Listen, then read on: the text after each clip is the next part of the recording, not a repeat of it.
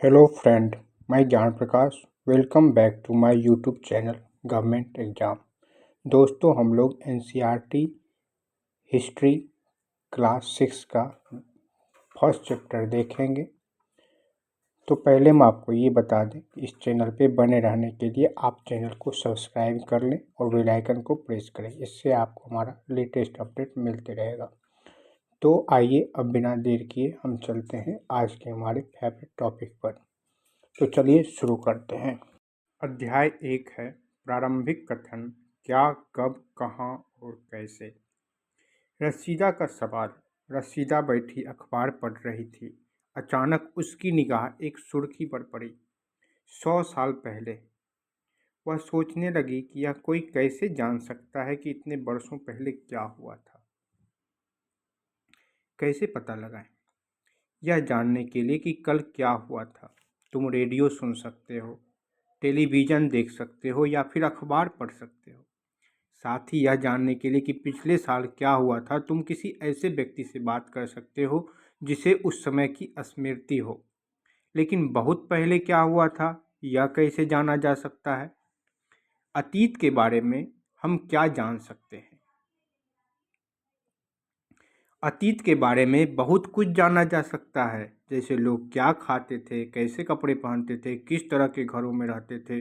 हम आखेटकों, शिकारियों, पशुपालकों, कृषकों, शासकों, व्यापारियों, पुरोहितों, शिल्पकारों, कलाकारों, संगीतकारों या फिर वैज्ञानिकों के जीवन के बारे में जानकारियां हासिल कर सकते हैं। यही नहीं, हम यह भी पता कर सकते हैं कि उस समय बच्चे कौन से खेल खेलते थे, कौन सी कहानियां सुना करते थे, कौन से नाटक देखा करते थे या फिर कौन कौन से गीत गाते थे। लोग कहाँ रहते थे। मानचित्र 1 पृष्ठ 2 में नर्मदा नदी का पता लगाओ।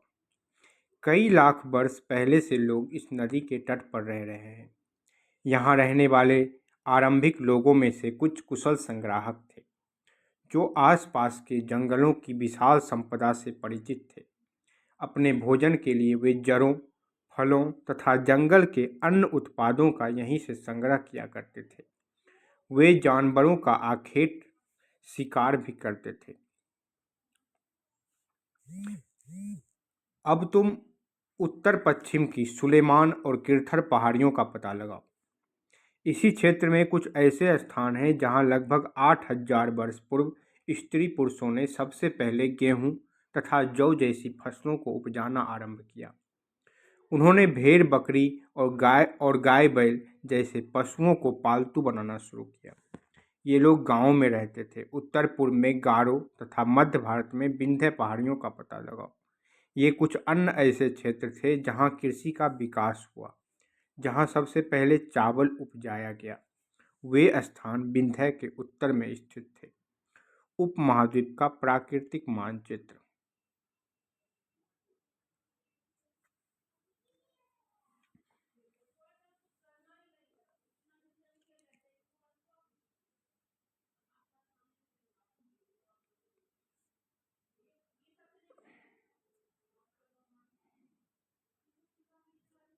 ये आप देख लीजिएगा।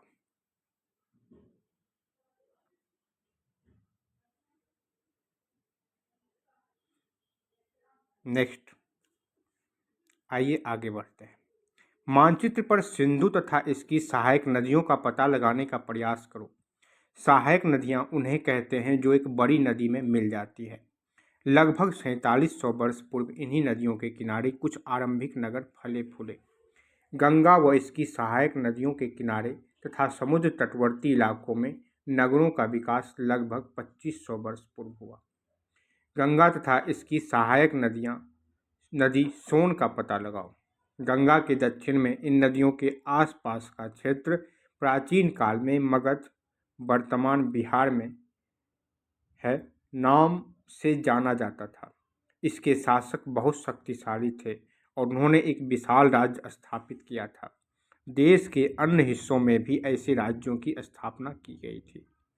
लोगों ने सदैव उपमहाद्वीप के एक हिस्से से दूसरे हिस्से तक यात्रा की। कभी कभी हिमालय जैसे ऊंचे पर्वतों, पहाड़ियों, रेगिस्तान, नदी तथा समुद्रों के कारण यात्रा जोखिम भरी होती थी। फिर भी ये यात्रा उनके लिए असंभव नहीं थी। अतः कभी लोग काम की तलाश में तो कभी प्राकृतिक आपदाओं के कारण एक स्थान से दूसरे स्थान पर जाया करते थे। कभी कभी सेनाएं दूसरे क्षेत्रों पर विजय हासिल करने के लिए जाती थी।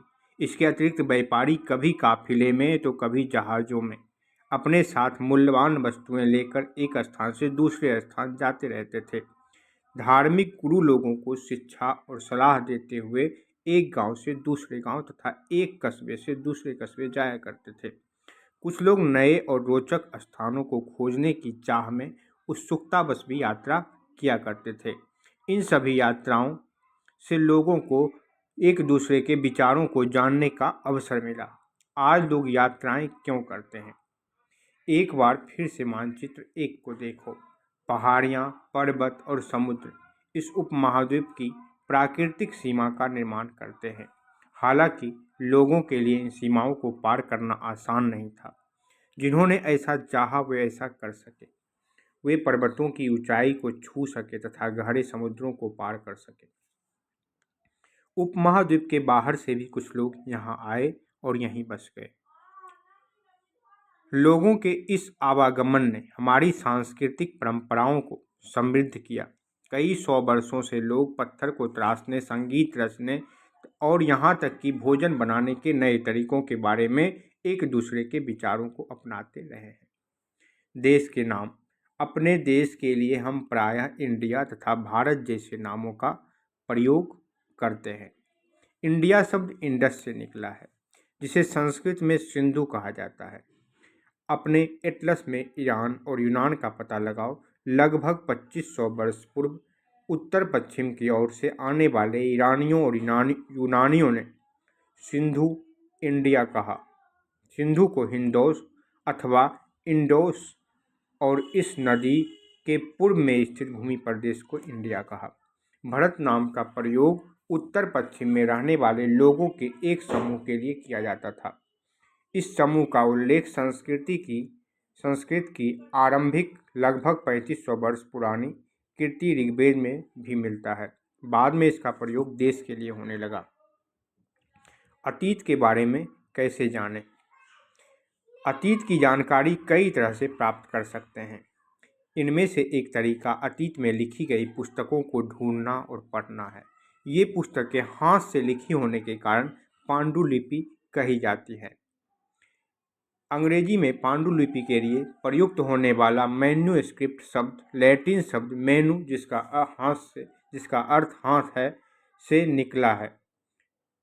ये पांडुलिपियाँ प्रायः ताड़पत्रों अथवा हिमालय क्षेत्र में उगने वाले भुर्ज नामक पेड़ की छाल से विशेष तरीके से तैयार भोजपत्र पर लिखी मिलती है। इसके साइड में कुछ दिया गया है जिसको हम पढ़ लेते हैं।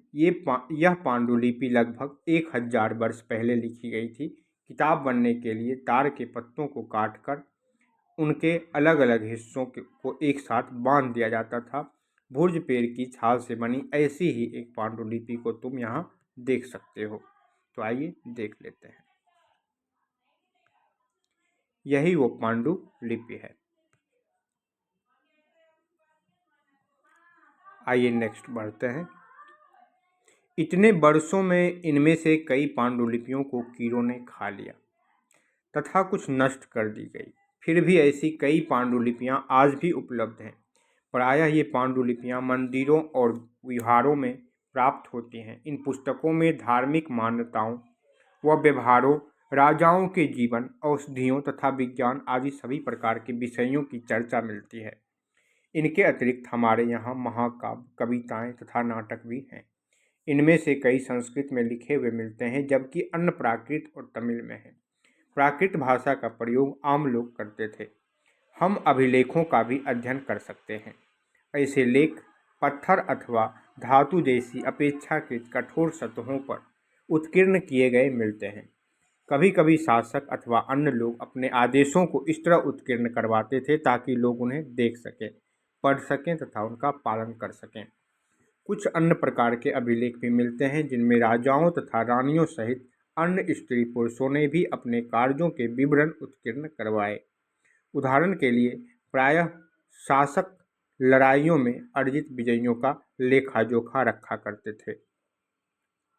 साइड में कुछ दिया गया है, उसे पढ़ लेते हैं। लगभग 2250 वर्ष पुराना यह अभिलेख वर्तमान अफगानिस्तान के कंधार से प्राप्त हुआ है। यह अभिलेख अशोक नामक शासक के आदेश पर उत्कीर्ण करवाया गया था। इस शासक के विषय में तुम अध्याय 7 में पढ़ोगी। जब हम कुछ लिखते हैं तब हम किसी लिपि का प्रयोग करते हैं। लिपियां अक्षरों अथवा संकेतों से बनी होती हैं। जब हम कुछ बोलते अथवा पढ़ते हैं तब हम एक भाषा का प्रयोग करते हैं। यह अभिलेख इस क्षेत्र में प्रयुक्त होने वाली यूनानी तथा अरामेइक नामक दो भिन्न लिपियों तथा भाषाओं में है। अब नेक्स्ट पे बढ़ते हैं। क्या तुम बता सकती हो कि कठोर सतह पर लेख लिखवाने के क्या लाभ थे? ऐसा करवाने में क्या क्या कठिनाइयाँ आती थी? इसके अतिरिक्त अन्य कई वस्तुएं अतीत में बनी और प्रयोग में लाई जाती थी। ऐसी वस्तुओं का अध्ययन करने वाला व्यक्ति पुरातत्वविद कहलाता है। पुरातत्वविद पत्थर और ईंट से बनी इमारतों के अवशेषों, चित्रों तथा मूर्तियों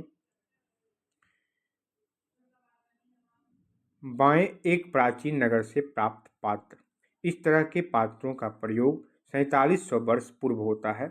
दाएं एक पुराना चांदी का सिक्का। इस तरह के सिक्कों का प्रयोग लगभग 2500 वर्ष पूर्व होता था। हमारे द्वारा आज प्रयोग में आने वाले सिक्कों से यह सिक्का कैसे भिन्न है का अध्ययन करते हैं। वे औजारों, हथियारों, बर्तनों, आभूषणों तथा सिक्कों की प्राप्ति के लिए छानबीन तथा खुदाई भी करते हैं। इनमें से कुछ वस्तुएं पत्थर, पकी मिट्टी तथा कुछ धातु की बनी हो सकती है। ऐसे तत्व कठोर तथा जल्दी नष्ट न होने वाले होते हैं। पुरातत्वविद जानवरों, चिड़ियों तथा मछलियों की हड्डियां ढूंढते हैं। इससे उन्हें यह जानने में मदद मिलती है कि अतीत में लोग क्या खाते थे। वनस्पतियों के अवशेष बहुत मुश्किल से बच पाते हैं। यदि अन्न के दाने अथवा लकड़ी के टुकड़े जल जाते हैं तो वे जले हुए रूप में बचे रहते हैं। क्या पुरातत्वविद को बहुधा कपड़ों के अवशेष मिलते होंगे? पांडुलिपियों, अभिलेखों तथा पुरातत्व से ज्ञात जानकारियों के लिए इतिहासकार प्रायः स्रोत शब्द का प्रयोग करते हैं। इतिहासकार उन्हें कहते हैं जो अतीत का अध्ययन करते हैं। स्रोत के प्राप्त होते ही अतीत के बारे में पढ़ना बहुत रोचक हो जाता है, क्योंकि इन स्रोतों की सहायता से हम धीरे धीरे अतीत का पुनर्निर्माण करते जाते हैं। अतः इतिहासकार तथा पुरातत्वविद उन जासूसों की तरह हैं जो इन सभी स्रोतों का प्रयोग सुराग के रूप में कर अतीत को जानने का प्रयास करते हैं। अतीत एक या अनेक। क्या तुमने इस पुस्तक के शीर्षक हमारे अतीत पर ध्यान दिया है? यह अतीत शब्द का प्रयोग बहुवचन के रूप में किया गया है। ऐसा इस तथ्य की ओर ध्यान दिलाने के लिए किया गया है कि अलग अलग समूह के लोगों के लिए इस अतीत के अलग अलग मायने थे। उदाहरण के लिए पशुपालकों अथवा कृषकों का जीवन राजाओं तथा रानियों के जीवन से तथा व्यापारियों का जीवन शिल्पकारों के जीवन से बहुत भिन्न था। जैसा कि हम आज भी देखते हैं, उस समय भी देश के अलग अलग हिस्सों में लोग अलग अलग व्यवहारों और रीति रिवाजों का पालन करते थे। उदाहरण के लिए आज अंडमान द्वीप के अधिकांश लोग अपना भोजन मछलियां पकड़कर, शिकार करके तथा फल फूल के संग्रह द्वारा प्राप्त करते हैं। इसके विपरीत शहरों में रहने वाले लोग खाद्य आपूर्ति के लिए अन्य व्यक्तियों पर निर्भर करते हैं। इस तरह के भेद अतीत में भी विद्यमान थे।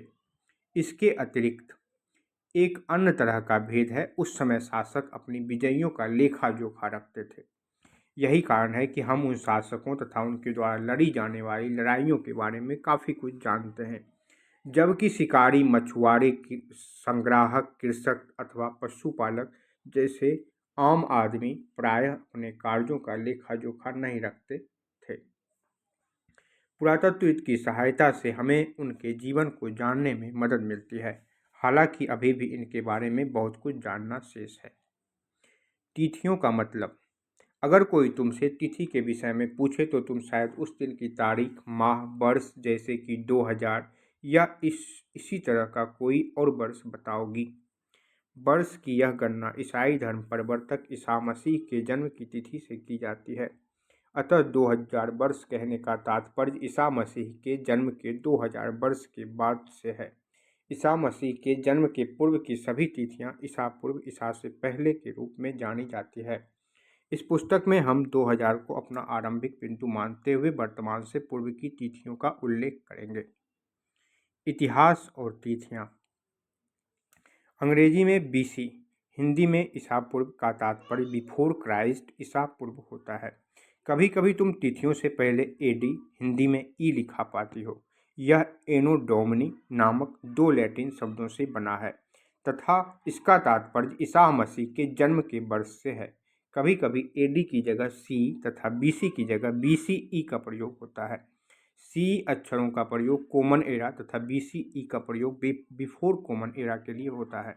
हम इन शब्दों का प्रयोग इसलिए करते हैं क्योंकि विश्व के अधिकांश देशों में अब इस कैलेंडर का प्रयोग सामान्य हो गया। भारत में तिथियों के इस रूप का प्रयोग लगभग 200 वर्ष पूर्व प्रारंभ हुआ था। कभी कभी अंग्रेजी के बीपी अक्षरों का प्रयोग होता है जिसका तात्पर्य बिफोर प्रेजेंट वर्तमान से पहले है। पृष्ठ 3 पर दो तिथियां हैं, उनका पता लगाओ। इनके लिए तुम किस अक्षर समूह का प्रयोग करोगी। अब ये क्वेश्चन आंसर रहा। क्वेश्चन आंसर हम नेक्स्ट में करेंगे।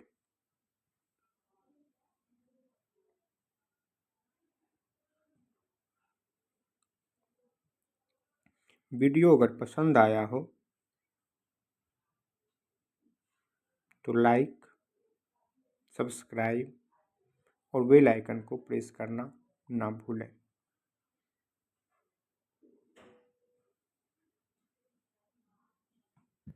Thank you, see you next time.